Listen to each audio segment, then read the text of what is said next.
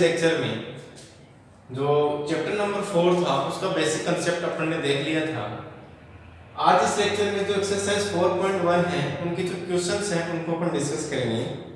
तो यहाँ पे देखो, यहाँ पे आपके पास में है क्वेश्चन नंबर फर्स्ट और वो कह रहा है कि के किस मान के लिए जो सारणिक आपको दी गई है उसमें के का क्या मान होना चाहिए कि इस सारणी का मान जो होगा आपको शून्य प्राप्त हो जाए, यानी वह के का मान आपको लेके आना है।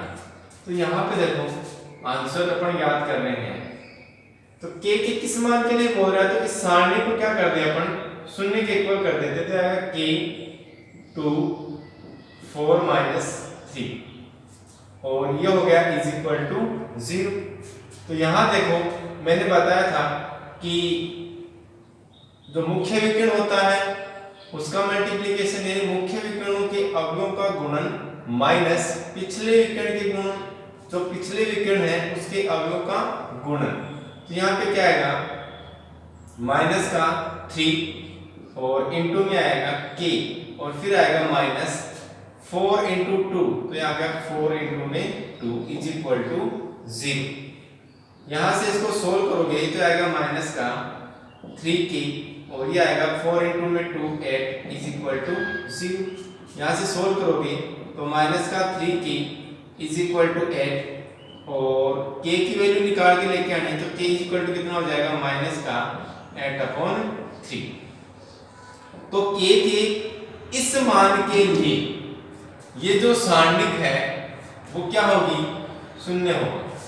ठीक है, नेक्स्ट अपना क्वेश्चन है वो है क्वेश्चन देखो सेकंड, और वो क्या कह रहा है कि यदि x y 2 4 ये सारणी के अवयव हैं इज इक्वल टू 0 हो तो फिर आपको निकाल के लेके आना है कि x अनुपात y ज्ञात करना है। तो यहाँ से देखो, यहाँ से इसको सोल्व करते हैं अपन।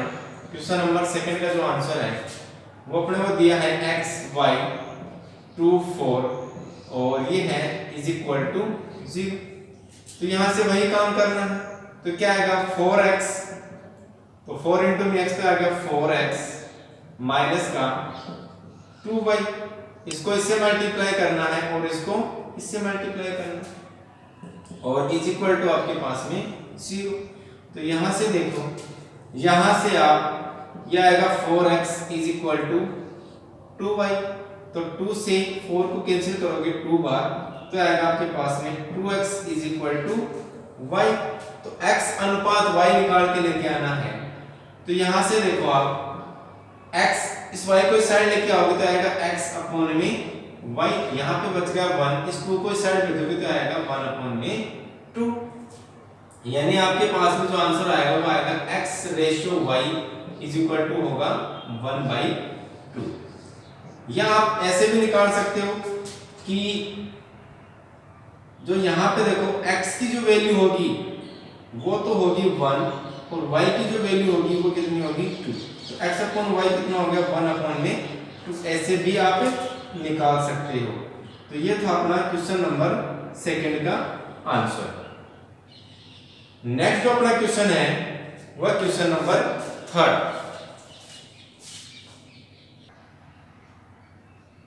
क्वेश्चन नंबर थर्ड और फोर्थ वो देखो क्या है। पहले क्वेश्चन नंबर थर्ड की बात कर रहे हैं। यदि सारणी अपने को दी है 2 3yx इज इक्वल टू 4 दिया है और इस सारणी के इक्वल अपने को 7 दिया है, तो x तथा y का मान अपने को क्या करना है, ज्ञात करना है।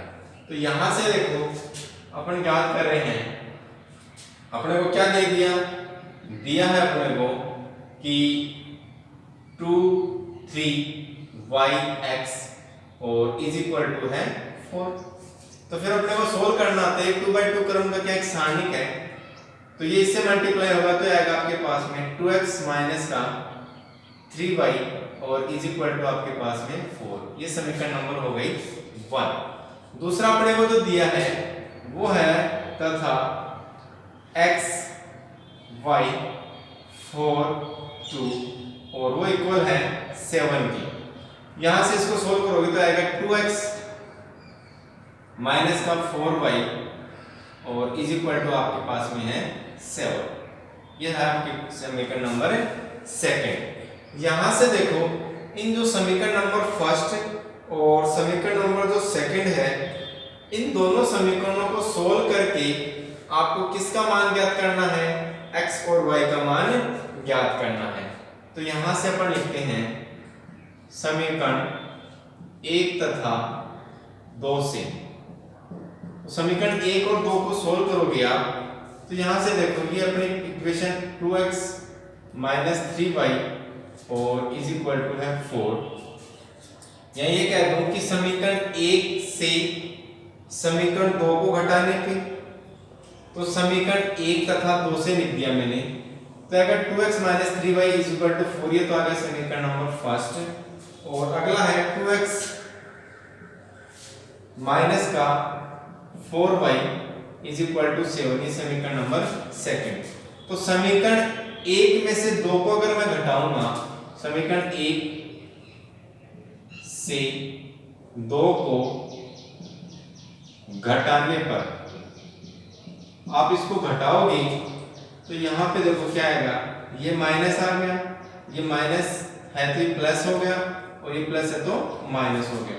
ये प्लस माइनस हो गए कैंसिल, माइनस का 3y और प्लस का 4y, तो आपके पास में आ गया y is equal to minus का 7 और प्लस का 4 है, तो कितना बच जाएगा आपके पास में, माइनस का 3 बच जाएगा। यानी y की जो वैल्यू थी वो अपने पास में आ गई 3। तो यहां से देखो y की जो वैल्यू है -3 को किसी भी समीकरण में रख दो आप, किसका मान आ जाएगा आपके पास में, x का मान आ जाएगा। तो y इज इक्वल टू -3 को समीकरण 1 में रखने पर, इसको जब आप रखोगे तो यहां देखो समीकरण 1 आपके पास में 2x - 3y is equal to 4। तो y इज इक्वल टू अपने को रखोगे क्या आएगा, 2x - 3 और y की जगह माइनस का 3 इज इक्वल टू 4। इसको सोल्व करोगे तो आएगा 2x माइनस माइनस हो गया प्लस का 9 और इज इक्वल टू है 4। और यहां से इसको सोल्व करोगे तो 2x इज इक्वल टू आएगा 4 माइनस का 9, और 4 में से जब माइनस का 9 जाएगा तो आपके पास में बचेगा माइनस का 5। तो फिर 2x इज इक्वल टू क्या जाएगा आपके पास में, sorry x is equal to क्या जाएगा, यानी 2x इज इक्वल टू हो गया माइनस का 5। तो x इज इक्वल टू क्या हो गया, माइनस का 5/2। तो यहां से देखो x इज इक्वल टू तो आपके पास में माइनस का 5/2 और y की वैल्यू हो गई माइनस का 3, जो कि क्वेश्चन नंबर 3 का क्या है, आंसर। और ऐसे ही जो और भी क्वेश्चंस आते हैं उनको भी अपन इसी तरीके से क्या कर सकते हैं, सोल्व कर सकते हैं। नेक्स्ट जो अपना क्वेश्चन है वह क्वेश्चन नंबर 4 है, और यहां से इसको हटा देते हैं और क्वेश्चन नंबर जो 4 है उसको देखते हैं क्या कह रहा है। आपको सारणी दी है और वो है इज इक्वल टू 0, तो फिर आपको x की वैल्यू फाइंड आउट करनी है, यानी find the value of x। तो यहां से आंसर अपने ज्ञात कर रहे हैं और अपने को दिया है, क्या दिया है, ये दे दिया कि x - 1 और x - 2, फिर है x और फिर है x - 3 इज इक्वल टू है 0। यहां से इसको सोल्व करने का वही तरीका है, इसको इससे मल्टीप्लाई करना है, फिर आएगा माइनस और x × x - 2 is equal to 0। तो इसको सोल्व करोगे तो आएगा x - 1 और x - 3, ये इससे मल्टीप्लाई होगा, फिर आएगा माइनस, ये इससे मल्टीप्लाई होगा, ये आएगा x और x - 2 इज इक्वल टू आपके पास में 0।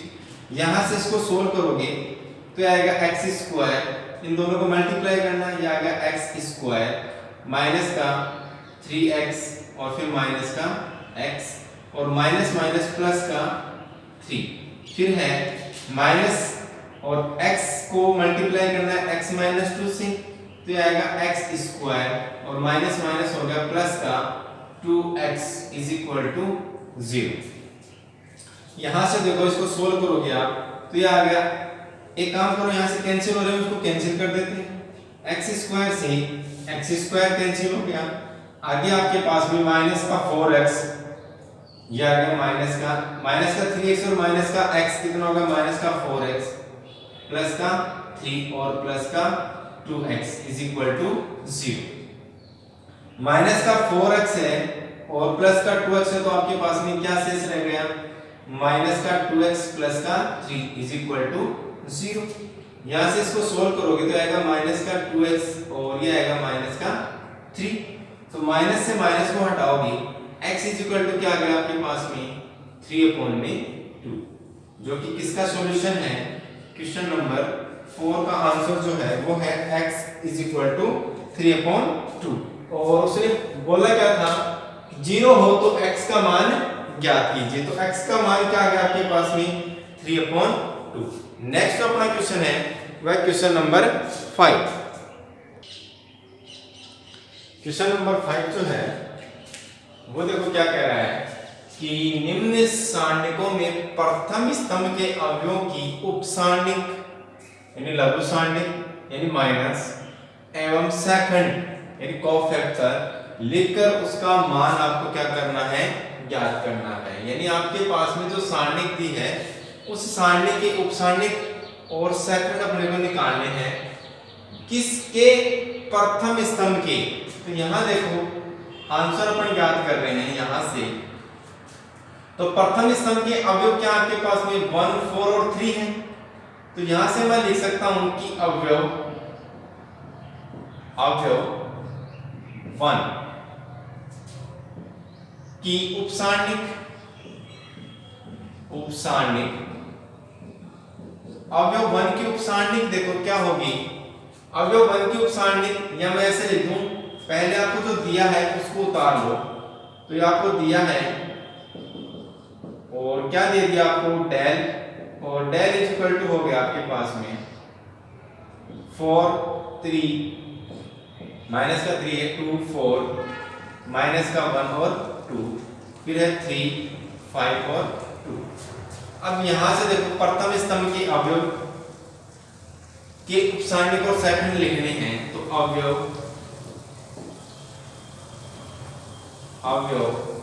1 की उपसारणिक, और अवयव 1 की उपसारणिक जो होगी वो होती है A11 यानी कैपिटल A11। तो वो क्या होगा, इस अवयव के संगत पंक्ति और स्तंभ के अवयव को छोड़ देने पे जो शेष अवयव बच गए वो क्या है, अवयव 1 की उपसारणिक है। क्या आएगा, माइनस का 1, 2, 5 और 2।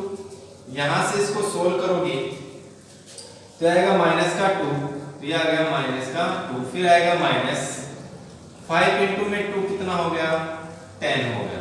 तो यहां से जो वैल्यू आएगी वो आएगी माइनस का 2 माइनस का 10 इज इक्वल टू माइनस का 12 है। यानी A11 आपके पास में आ गया माइनस का 12 आ गया। यहां से देखो ये तो 1 की उपसारणिक थी, तो A11 को दर्शाते हैं उपसारणिक को, तो आएगा माइनस का 12, और इसी अवयव का सेकंड यानी सेकंड को दर्शाते हैं F11 से, तो वो होता है -1, और इसकी स्थिति जो होती है A1 होती है, तो I का मान 1, J का मान 1, और होती है उपसारणिक, तो आ गया 1, 1। तो फिर यहाँ देखो -1 का स्क्वायर तो कितना हो गया, 1 हो गया, इनटू में A11 कितना है, माइनस का 12 है, तो आ गया माइनस का 12 है। तो ये आ गया F11 कितना आ गया आपके पास में, माइनस का 12। ये क्या आ गया, इसका सेकंड आ गया। नेक्स्ट है अवयव 4, और 4 इज इक्वल टू आप ऐसे भी लिख सकते हो A21, क्योंकि इस अवयव की स्थिति क्या है, A21 है कि उपसारणिक इसकी उपसारणिक जब ज्ञात करोगे तो इसको मैं दर्शाता हूं A21 से उपसारणिक। तो यहाँ पे देखो इसकी पंक्ति संगत पंक्ति और स्तंभ के अवयव को छोड़ने पे जो प्राप्त अवयव की सारणी होती है वो क्या होती है, अवयव 4 की उपसारणिक होती है। तो ये क्या आएगा, माइनस का 3, क्योंकि इसकी संगत पंक्ति ये हो गई और स्तंभ ये हो गया, तो -3 2 ये आ गया -3 2 और फिर है 5 2 तो ये आ गया 5 2। इसे सोल्व करोगे आप तो आएगा माइनस का 6 तो आएगा -3 इंटू में 2 फिर आएगा -5 इंटू में 2 तो आएगा 5 इंटू में 2। ये कितना हो गया माइनस का 6 और माइनस का 10। आपके पास में आ गया माइनस का 16 जो क्या है A21 है।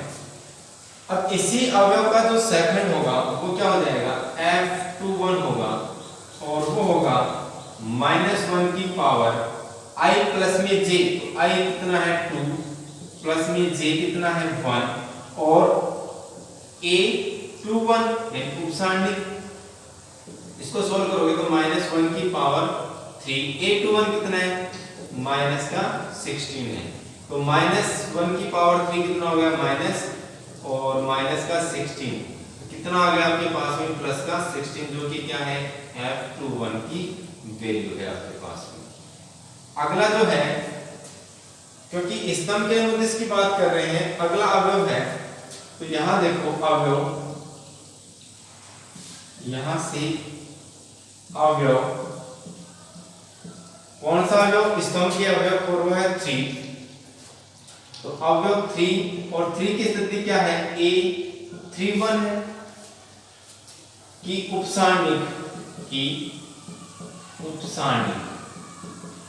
उपसारणिक जो होगी उसको किससे दर्शाते हैं A31 से। तो उपसारणिक यानी इस अवयव की संगत पंक्ति और स्तंभ के अवयव को छोड़ दो तो क्या बच गया आपके पास में माइनस का 3 2 फिर है माइनस का 1 और 2 तो माइनस का 1 और 2 सोल्व करोगे इसे तो आएगा -3 इंटू में 2 कितना हो गया माइनस का 6 फिर आता है माइनस और यहाँ देखो -1 इंटू में 2 तो आएगा -1 इंटू में 2 सोल्व करोगे तो आएगा माइनस का 6 और -1 इंटू में 2 माइनस का 2 तो मैं माइनस का 6 माइनस माइनस प्लस का 2 क्या वैल्यू आ गई माइनस का 4 किसकी उपसारणिक की। और इसका सेकंड जो होगा वो होगा F31 और वो होगा -1 की पावर I प्लस में j I है 3 प्लस 1 यानी j और उपसारणिक आपके पास में A31 क्योंकि A31 का मान है अपने पास में तो आएगा A31 यहां से -1 की पावर 4 करोगे तो आएगा पॉजिटिव तो ये तो आ गया यानी कि -1 की पावर 4 A1 क्या है माइनस का 4 तो आपके पास में वैल्यू क्या आएगी -1 की पावर 4 तो हो गया 1 तो आएगा माइनस का 4।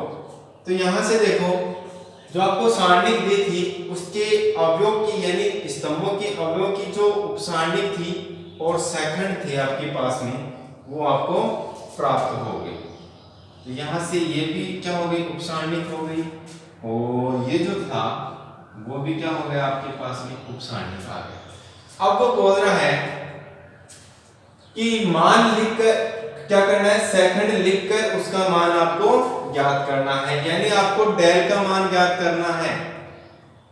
तो डेल का मान किसके संगति ज्ञात कर दो आप इसके स्तंभ के संगति ज्ञात कर दो तो क्या हो जाएगा वो हो जाएगा A11 और F11 फिर आएगा प्लस A21 अब हो गया A21 फिर आएगा A21 और F21 फिर है प्लस A31 और ये हो जाएगा F31 ये आ जाएगा इस डेल का मान। तो यहां से देखो A11 यानी A11 अवयव कौन सा है 1 यहां लिख सकता हूं मैं प्रथम स्तंभ के अवयवों की संगत किसका डेल का मान यानी सारणी का मान A11 कितना है 1 तो आ गया 1 इंटू में F11 कितना है आपके पास में माइनस का 12 तो ये आ गया माइनस का 12 फिर है प्लस A21 तो A21 क्या है 4 तो आ गया 4 इंटू में F21 है आपके पास में 16 फिर है प्लस A31 A31 आपके पास में 3, तो ये आ गया 3 इनटू में F31 आपके पास में माइनस का 4। तो यहां से देखो जब इसको सोल्व करोगे आप तो सोल्व करने पे देखो आपको क्या प्राप्त होगा। अच्छा एक चीज और देखो,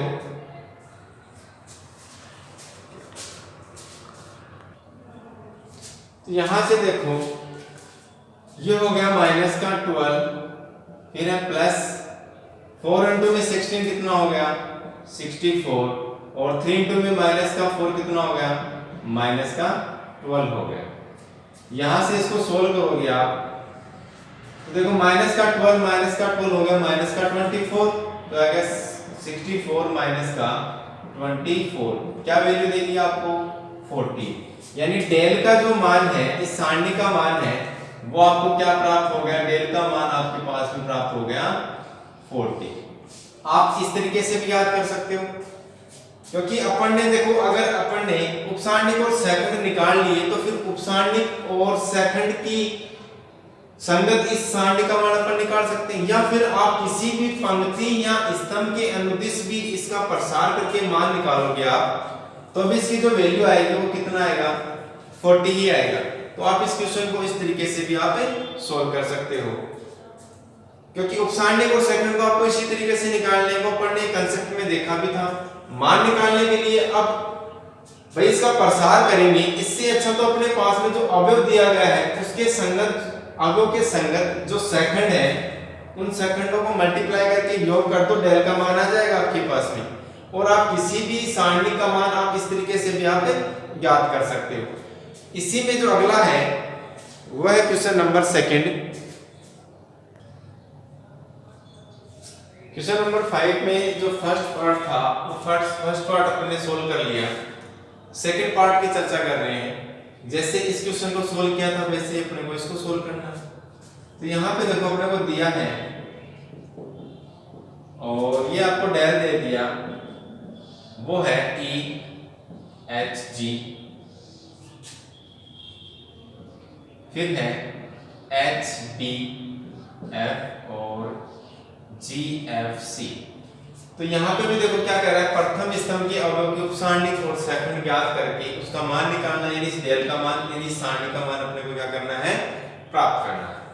तो यहाँ पे देखो वही काम करना है, क्या करोगे A11 यानी उपसारणिक यानी अवयव A की, तो यहाँ लिख सकते हैं अवयव A की उपसारणिक, अवयव A की उपसारणिक जो होगी वो देखो कि किससे डिनोट करेंगे A11 से डिनोट करेंगे।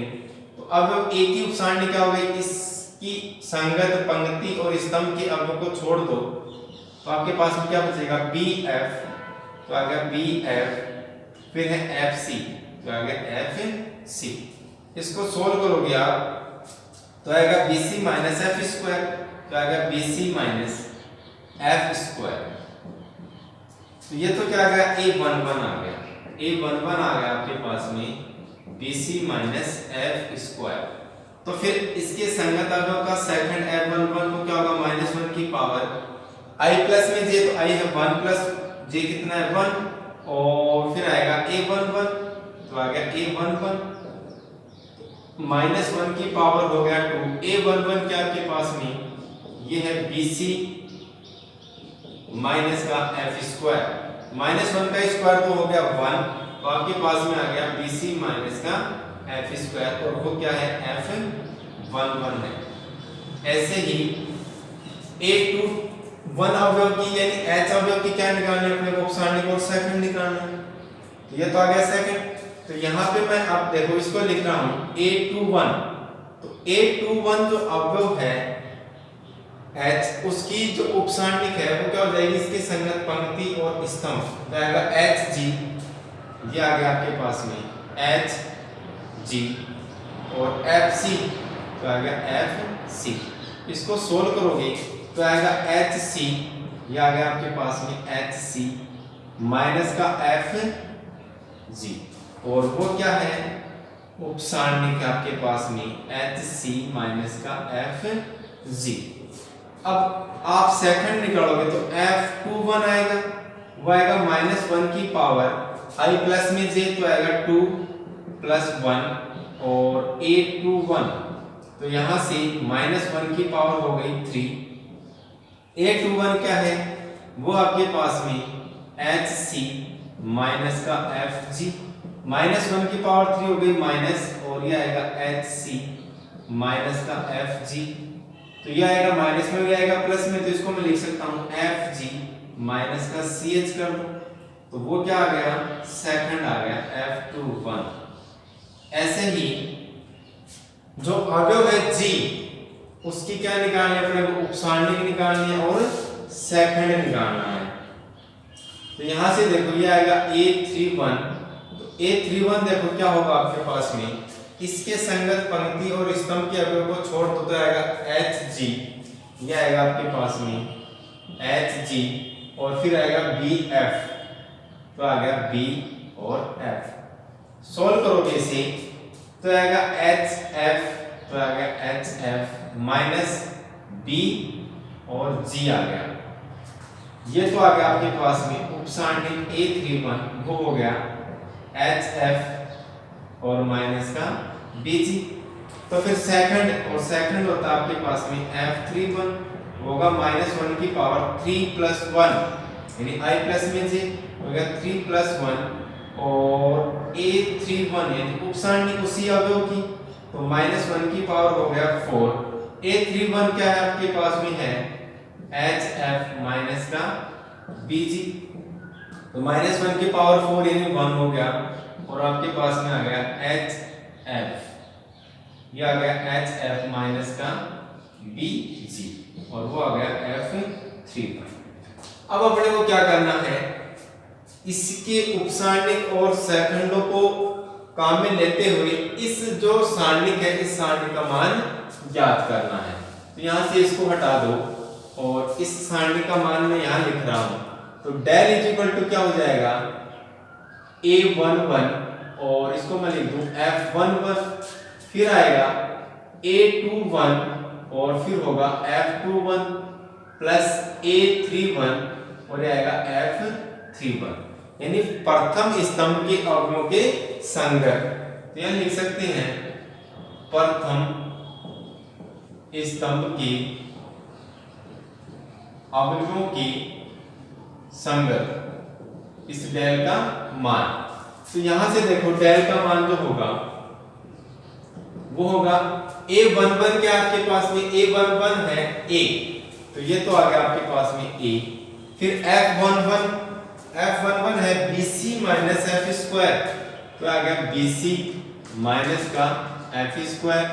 फिर है प्लस A21 अवयव है H, तो ये आ गया आपके पास में H, और F21 क्या है, F21 है आपके पास में FG, तो आ गया FG माइनस का CH, फिर प्लस A31 आपके पास में G, तो आ गया आपके पास में G।